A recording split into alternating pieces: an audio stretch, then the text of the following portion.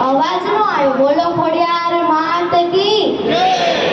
નમસ્કાર. જયાની પરિવારના આંગણે આટલી મોટી સંખ્યામાં ઉપસ્થિત મંચસ્થ મહાન અનુભવ, વહાલા વડીલો, જેમના ખોળાના ભૂંડીને અમે મોટા થયા છીએ, જેમના સંસ્કારોનું ભાતું લઈને આજે જે કંઈ પણ છીએ એ સમાજને લગતા થયા છીએ, તેવી માતાઓ અને નાનકડા ભૂલકાઓ, આપ સૌને જયાની દેવાંશીના હૃદય વંદન કરું છું.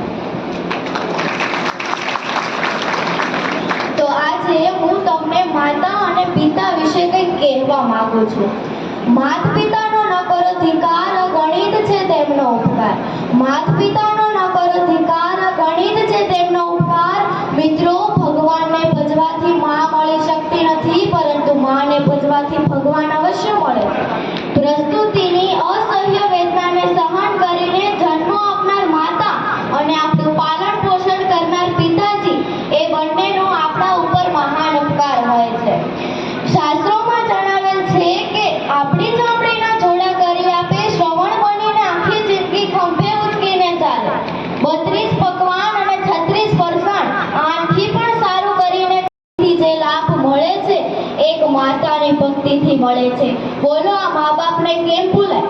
અત્યારના આ આધુનિક યુગમાં લોકો માતા પિતાને વૃદ્ધાશ્રમમાં મૂકી આવે છે. જેને તારી આંગળી પકડીને તને ચાલતા શીખવાડ્યું, તેને તું ગઢપણમાં હાથ ન પકડી શકે? જેને તારા જન્મથી લઈને તારી યુવાની સુધીનો ખર્ચો ઉપાડ્યો, તેને તું ગઢપણમાં ખાવા પીવાનો ખર્ચો ન ઉપાડી શકતો હોય ને, તો તારા માતા પિતાની પરવરિશ છેડે જાય. શું તું સંસારમાં એટલો બધો ડૂબેલો છે કે તને તારા માતા પિતાની જરાય પરવા નથી? વિચાર્યા વગર વૃદ્ધાશ્રમમાં મૂક્યા છો તો યુવાન એટલું યાદ રાખજે કે તું જ્યારે નાનો હતો ને, ત્યારે તારા માતા પિતાએ તને અનાથ આશ્રમમાં નહોતો મૂક્યો. એ ભૂલીને તો તું કદાચ ભૂલ નથી કરતો ને?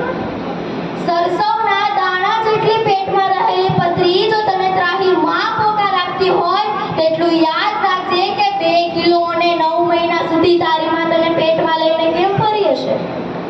નાનો હતો ત્યારે માતાની પથારી ભીંજવતો હતો, અને મોટો થઈ ત્યારે માની આંખ ભીંજવે છે. વાહ બેટા વાહ, તને માની ભીનાશ કરવાની આદત પડી ગઈ છે. એટલું યાદ રાખજે યુવાન કે તારે રડવું હશે ને તો કોઈનો પણ ખંભો મળી જશે, પરંતુ ખોળો તો માત્ર માનો જ મળશે. અત્યારે જીવતા મા બાપને ચૂપ કરે છે અને મર્યા પછી તેને ધૂપ કરે છે. કરુણતા? કેવી કરુણતા? મંદિરની શોભા ભગવાન છે ને, તો ઘરની શોભા માતા પિતા છે. આપણા કારણે તેને દુઃખ ન પહોંચે ને તેનું કાળજી લેવી જોઈએ. આપણા કારણે તેને રડવું પડે ને એની પણ કાળજી લેવી જોઈએ, પરંતુ સાહેબ, એના એક આંસુનું ટીપું આખી દુનિયાને ડૂબાડી દે છે. આટલું કહેતા મને ગીત યાદ આવે છે.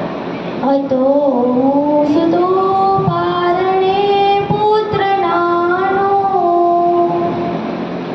રડું છે કે તો રાખતો કોણ છાનો, મને દુખી દેખી દુખી કોણ થાતું, મહાહેતવાળી દયાળી જ માતું. હતો સુતો પારણે પુત્ર નાનો, રડું છે કે તો રાખતો કોણ છાનો, મને દુખી દેખી દુખી કોણ થાતું, મહાહેતવાળી દયાળી જ માતું, મહાહેતવાળી દયાળી માતું. સાહેબ, ખાલી હાથે આવ્યા હતા ને ખાલી હાથે જવાનું છે. કમાયેલો રૂપિયો પણ આપણી સાથે નથી આવવાનો. આપણી પાસે એક રંજ ધૂળ પણ આપણી સાથે નથી આવવાની. આપણા બંગલા, બાગ, બગીચા, ગાડી વાડી બધું જ અહીંયા પડ્યું રહેવાનું છે. જો મન દઈને માતા પિતાની સેવા કરી હશે ને, તો એના આશીર્વાદ હંમેશા આપણી સાથે જ આવવાના છે.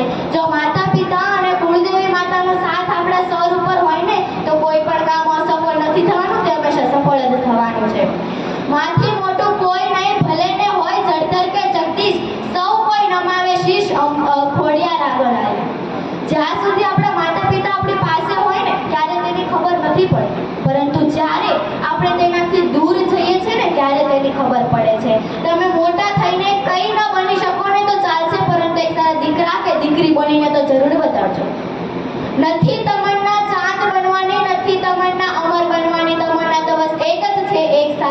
બનવાની. આટલું કહેતા મને ભગવાન કાર્તિકે અને ગણેશજીનો એક કિસ્સો યાદ આવે છે કે જ્યારે તેઓ બંને નાના હતા ને ત્યારે તે બંનેમાં એક ઝઘડો થયો કે તારા કરતા હું જબરો ને તારા કરતા હું જબરો.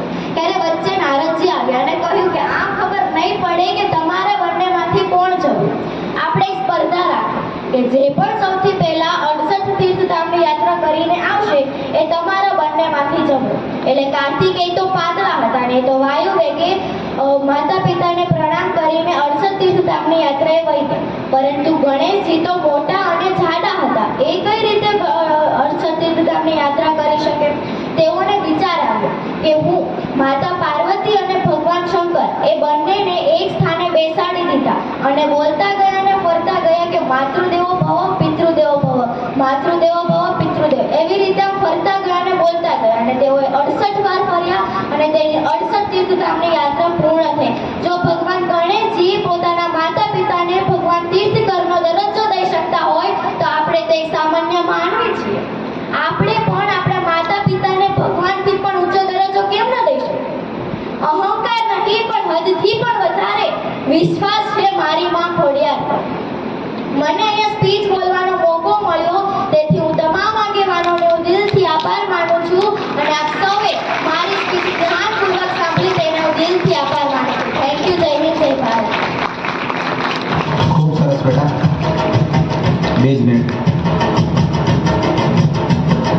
બાળકીને પ્રોત્સાહિત કરવા માટે હું અત્રે વિનુભાઈને રિક્વેસ્ટ કરીશ. વિનુભાઈ બાળકીને આ ખૂબ સરસ એના ઉદ્બોધન બદલ પ્રોત્સાહિત કરશે.